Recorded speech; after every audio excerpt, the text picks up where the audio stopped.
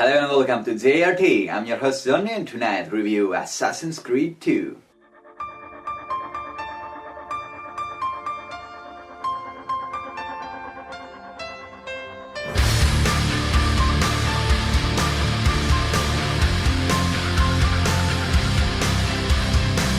Released by Ubisoft back in November 2007, the original Assassin's Creed was one of those games you could love completely just as easily as you could hate utterly, and you'd know which way it would go for you from the first two missions. It played its hand early and the gameplay didn't evolve at all. In fact, it actually regressed to a sword fight combat only state as it led up to the end boss, a sign that even Ubisoft didn't have complete faith to Assassin's Creed relaxed style that featured more part sightseeing than it did assassinating.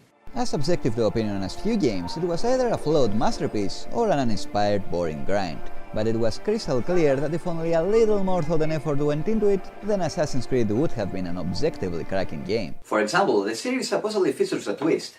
Ubisoft advertises you play the role of a superb assassin from a time long gone, but in truth, you are actually playing as one of his descendants living in our modern world, a seemingly average sap named Desmond. Now, this is revealed within the first few minutes of either game or in the manual's fourth page, so it's not so much a twist as it is the whole damn premise. The longer they kept that a secret, the more they would have blown our minds, so I really can't imagine why they went through all the trouble to hide it from the trailers, only to reveal it straight out the box. Anyway, in the world of Assassin's Creed, genetic memory means we are imprinted with all of our ancestors' memories. There exists a machine called the Animus that allows access to those memories in a virtual reality-esque environment.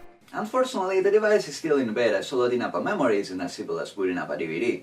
The user has to be at ease with the ancestor's mindset first. The more complex and intense the memory, the more lead-up events will need to be relieved beforehand. Such was the case documented in the first Assassin's Creed, when the unmistakably evil successors to the Knights Templar, operating under the guise of a corporate giant called Abstergo, forced Desmond to go through the life of 12th century assassin Altair, up to the point where he acquired an artifact of unfathomable mystical properties, a piece of Eden called the Apple.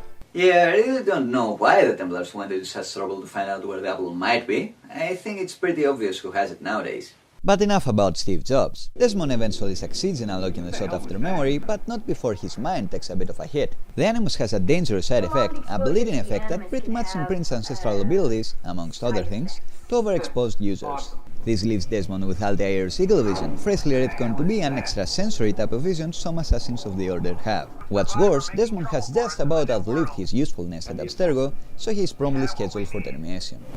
But undercover love interest Lucy has a plan. She'll break Desmond out, bring him to the makeshift headquarters of the Assassin Order, and use an updated version of the Animus and its bleeding effect to transform him into the perfect assassin. As simple as going through the life of a Renaissance assassin, Ezio Auditore. Ezio Auditore da Firenze! So Assassin's Creed 2 mostly focuses on the tale of Ezio. It is a classic tale of a family wrongly accused and handed down, of a foolhardy youth seeking revenge, and of corrupted authority figures conducting Machiavellian schemes. It features the lovely size of 15th century Italy and guest stars historical figures such as Rodrigo Borgia and Leonardo da Vinci. Thank you, Leonardo. Leonardo's appearance is especially welcome, as it's plausible that a lot of his crazy genius ideas could have become more than doodles in a moleskin if only he had a man as willing to try anything for vengeance as Ezio. I think you just found your madman. Of course, the series' overarching plot with the Pieces of Eden eventually finds its way to the storyline, and Desmond and his newfound allies are always on the background trying to figure out the truth. It all makes for a pretty entertaining story and a very interesting fictional take on our world's history. It is oftentimes predictable. This guy, for example, pretty much has traitor written all over his job description. But there are a few solid twists, and this time they're kept closer to heart. It is the lesson from the first game Ubisoft learned best. Regarding the gameplay flaws, however, the developers were a bit overenthusiastic in addressing them. Things start much slower this time around, with Desmond's escape and eventual link up to the Animus 2.0 taking way too long, and an opening sequence especially tiresome for newcomers to the series. So how does this work? There is a lack of direction in all three sequences with Desmond, and Assassin's Creed 2 is very bad at introducing combat controls in general. It's all too happy to remind you of the mechanics during the platforming, the hiding and the loading screens, but it always forgets to do so during combat. Here, for example, is the first instance where you're supposed to use a weapon. It's meant to act as a tutorial, but it doesn't pre-select the sword for you, or explain how to draw it yourself. Come on guys, that's gameplay 101. Anyway, these two flaws combine here, so without having played the first game or reading the manual, the player is pretty much left with slowly falling Lucy, as he takes her time wiping the floor with Abstergo guards, and, later, trying to figure out what the hell they're supposed to interact with. And the animation of Desmond walking so casually only adds insult to injury. Oh, what are you, a tiny child? Ah yes, it's certainly a bold move to introduce the insufferable prick character before the player has had a chance to have any fun with the game whatsoever. Listen to you, trying to be all badass. Things do improve when you start playing as Ezio, but only marginally so, on account of him still being a spoiled nobleman and not a feared assassin by a long shot. Shenanigans and chores with and for friends and family start outlining the mission types, but the level of immersion still feels lacking. Thankfully, for the player at least, disaster strikes Ezio, and as he is forced to live up to his potential, so is the game. The pace keeps building up, not leaving much room to question if a hundred man really benefits from such an inconspicuous wardrobe, and reaches a very agreeable tempo by the time Ezio finds refuge at his family villa. I think you will find much to like in One of JRT. It doesn't stop there, however, and by the time even the first series of missions answered by his uncle Mario are completed, Assassin's Creed 2 has already become a very hard game to put down. It definitely helps that all missions, story-based or not, are integrated much more intelligently. In the original, there was little incentive to go through the incidental missions beyond simply liking their mechanics. Assassin's Creed 2 cleverly places you in a Renaissance Italy that houses a plethora of relatively superficial but still surprisingly enjoyable distractions. You can find blacksmiths to repair and upgrade your armor and weapons, tailors to dress you sharper, doctors to replenish your health, and art dealers to provide maps and paintings. Paintings, as well as statues and other decorative items you find through standard exploration, are placed in your villa, increasing its prestige and your steady income. Speaking of which, the villa, Monteriggioni, is a big distraction itself, with Uncle Mario eventually tasking you with restoring it to its former glory. Renovating the Auditore ancestral home is yet another action that requires money, which you may, of course, get faster by completing missions. So even if the missions showed the same repetitiveness they did in the first game, they would still feel quite fresher. There is a much greater sense of accomplishment. You see your efforts translated into something more tangible than a map clear of mission markers. Grinding for monetary rewards and items is a universally accepted video game trope, and when Uncle Mario reveals a hidden corridor inside the villa that leads to Altair's nigh unbreakable armor, safeguarded by 6 locks that can only be opened by using seals hidden in the tombs of famous assassins that are dispersed throughout Italy, then, for the first time in the series, you are finally certain. You are indeed playing a legitimate video game, and not a free-running sightseeing simulator.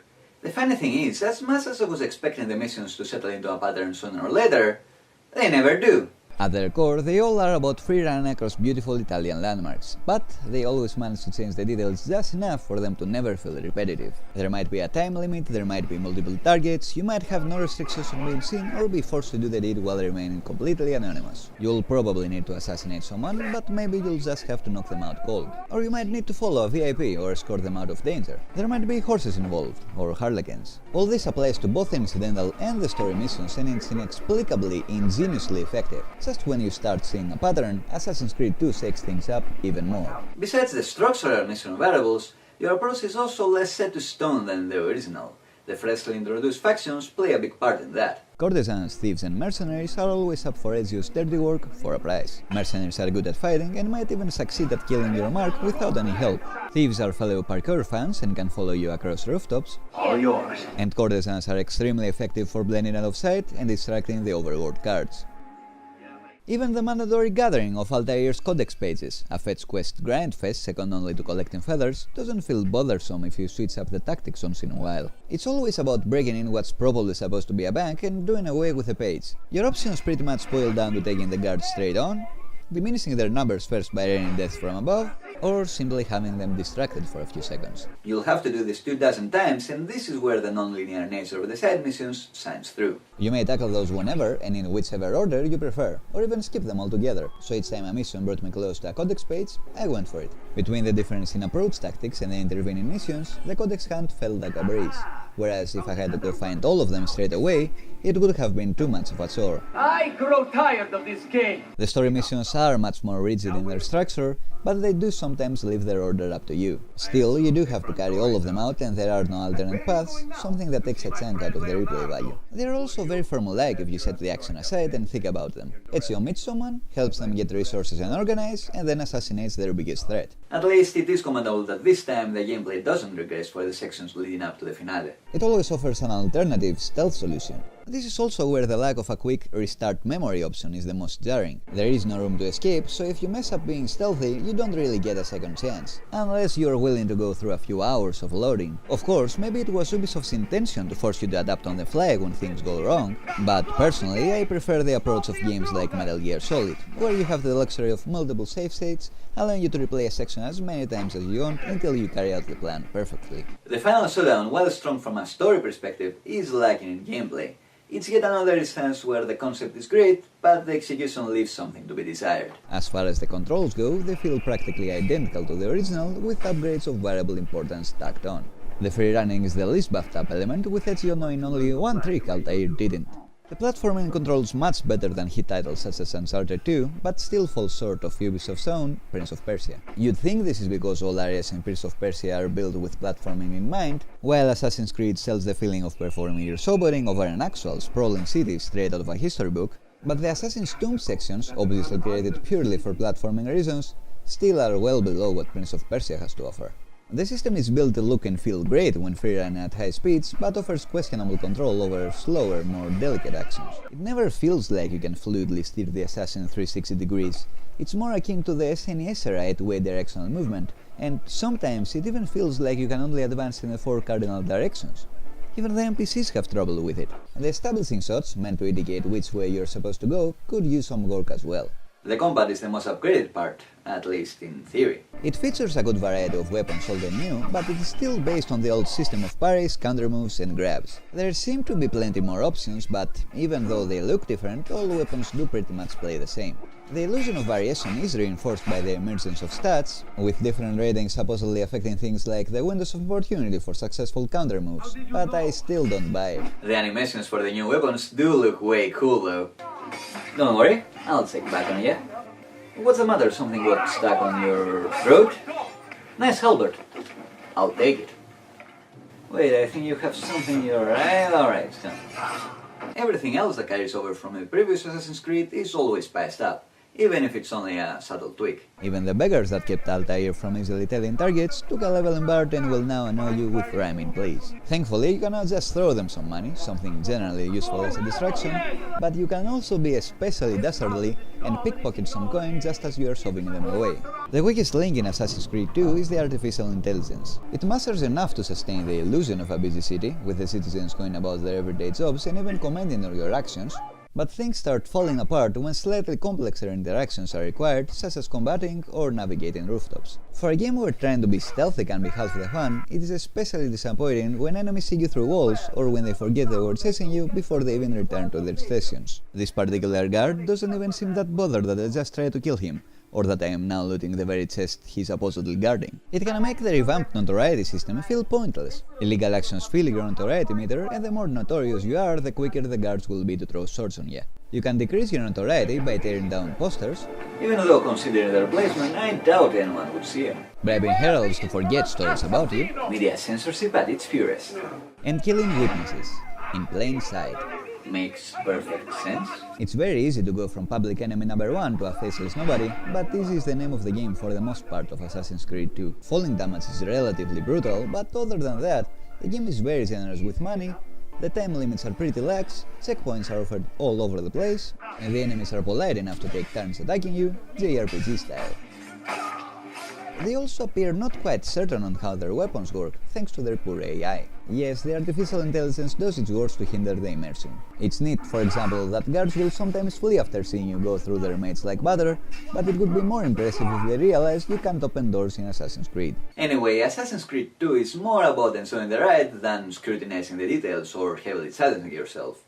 There are, however, a few rather clever bits hiding behind the serene scenery that might rack your brain for a while. Visually, the game predictably looks like the original. It is built on the same engine after all, but optimization means that some characters benefit from extra detail, while cities appear more populated. Even though most of the locales don't look much more impressive than Acre did 2 years ago, there is more variation between them. Renaissance Italy also features many more recognizable landmarks than the Holy Lands, making the trip through the cities much more realistic.